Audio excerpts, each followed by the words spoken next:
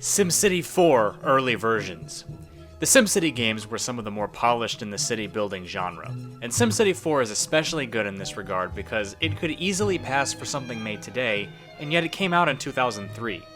And there were early builds of SimCity 4 that have not survived to this day. The graphics and UI show huge differences between the early builds and the final version, and being that we have screenshots, it's clear that there were a few early versions of the game, though they obviously weren't intended to be accessed by the public. Just a few of the differences include different road and fire textures, and a UI that obviously isn't polished, looking unfinished and similar to previous SimCity games. There's even a few 3D models that were not present in the final game, such as this building that never appeared.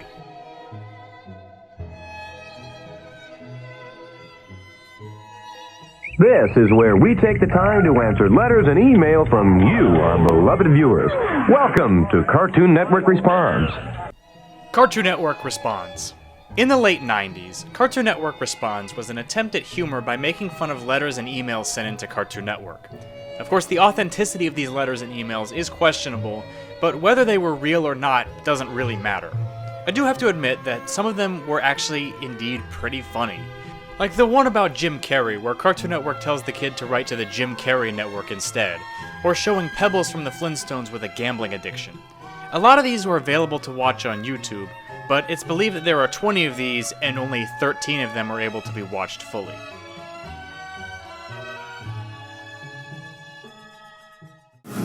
Tonight, on The Chase, we've combed the country to find the Alex brightest, Haley. Pulp Fiction. The Snitch. bravest, I'm a six-time U.S. sumo champ. and courageous enough Challenge accepted. to take on the world's undisputed mastermind. You can't beat me, so go home now. For a chance to win, $500,000. The Chase, Fox Pilots. The original British game show The Chase was brought to America in the late 2000s, and was brought back once again in the early 2020s. I actually auditioned for the early 2020s version, but didn't get picked as a contestant. Either way, that's not important to this topic. Just thought I'd mention it.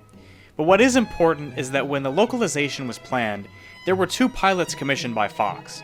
One with Mark Labbett, who was known for being on the British version, and one with Brad Rutter, who is one of the best, if not the best, Jeopardy contestants ever.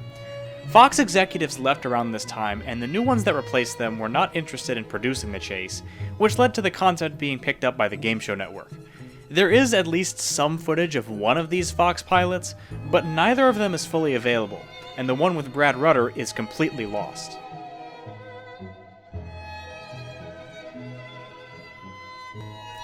The Lil Salmon Cat Show. One of the most famous and worst received shows in the Dan Schneider universe is Salmon Cat, and for good reason. A lot of the episodes came across as more mean-spirited than funny. One thing I didn't know about until doing the research for this video is that there was an animated spin-off of this Dan Schneiderverse spin-off on Nickelodeon's website. Each episode corresponded to an episode of the actual show. Obviously, if the show it came from wasn't received well, the animated shorts wouldn't be either.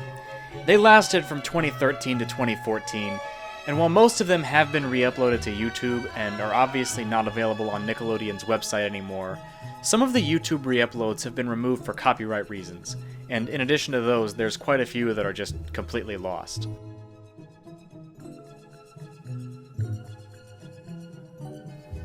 Mario's Castle. Project Atlantis was a planned successor to Nintendo's Game Boy. Developed in the mid-1990s, near the end of the Game Boy's life cycle. Obviously, it never became a real system, and this was because it didn't perform well and would have been very expensive to produce. It was planned to release sometime in 1997, but wasn't cancelled until after that. The Game Boy Color did suffice until the Game Boy Advance was truly a colorful, high-performing handheld system of the era. But a magazine scan listed a Mario game planned for the Project Atlantis called Mario's Castle. It's unknown what the source for this was, considered cancelled along with Atlantis. There hasn't been any footage or screenshots of this released, meaning it's unknown if it actually existed in the first place.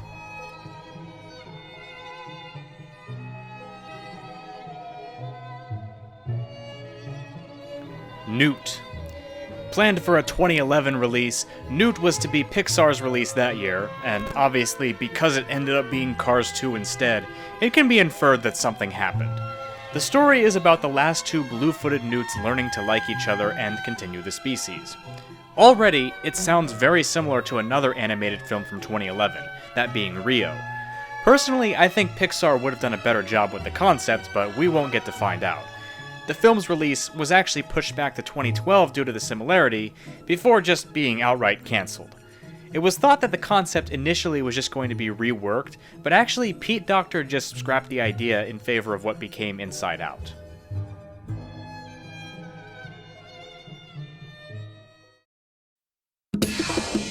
Welcome to Follow That Food, the show that takes you around the world to find the beginning, middle, and end of the world's best food stories. Follow That Food. A rather interesting seeming documentary series, Follow That Food aired from 2002 to 2004 on the Food Network, with each episode featuring Gordon Elliott giving information about a particular food or ingredient. There were 52 episodes, spread across 2 seasons, with rather basic ingredients like garlic and hot sauce having episodes, and more complicated ingredients like root beer and balsamic vinegar also having episodes. The names of each of the episodes are known, but the vast majority of episodes are completely lost, with only 6 full episodes being found. None of the full episodes are from Season 1, though there are some Season 1 episodes with parts available.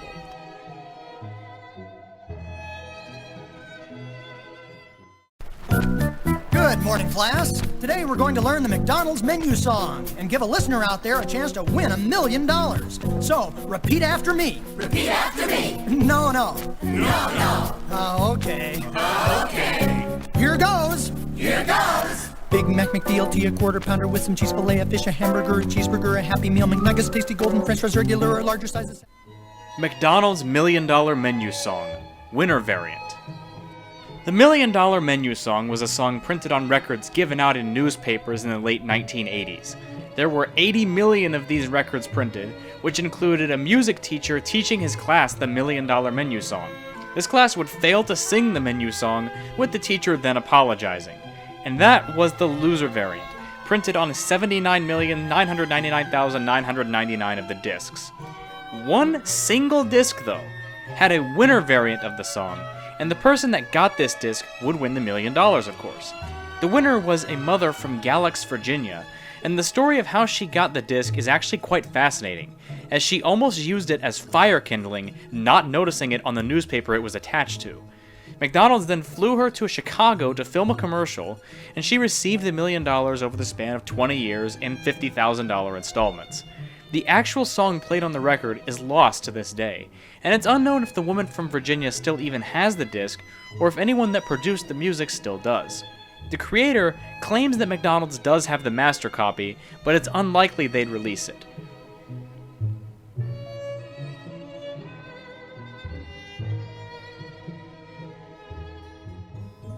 Call of Duty Vietnam.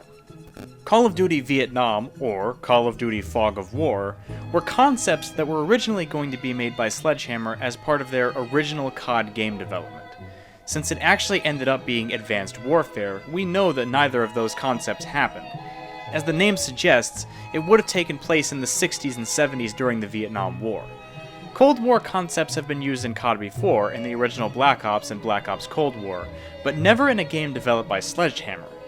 Vietnam was cancelled in 2011, and early enough in development that there was a small amount of playability. This cancellation resulted from Activision diverting more resources to Modern Warfare 3, which was co-developed by Sledgehammer and Infinity Ward. Sledgehammer never continued or restarted the project after this happened, resulting in most assets being completely lost.